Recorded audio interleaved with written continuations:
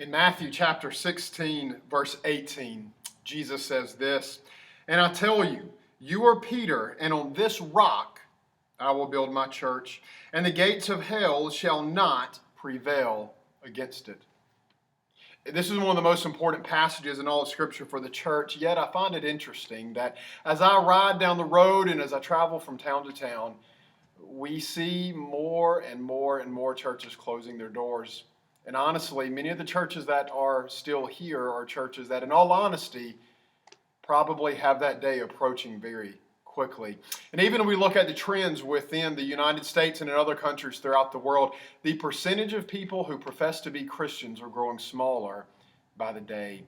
So how can this be if what Jesus said in Matthew chapter 16, verse 18 is true? This is going to be the focus of our sermon this Sunday morning. We're going to look at what kind of church is Jesus building. Jesus says here, I'm going to build my church. So what kind of church is he building? What characteristics are necessary in a church that Jesus builds? And even more importantly, how can our church grow God's way?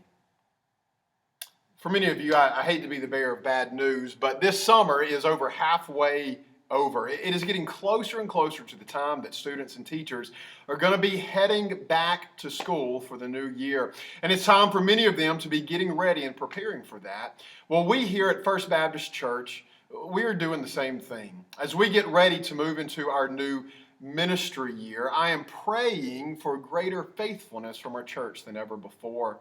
This Sunday, we will be beginning a month-long focus on being faithful stewards.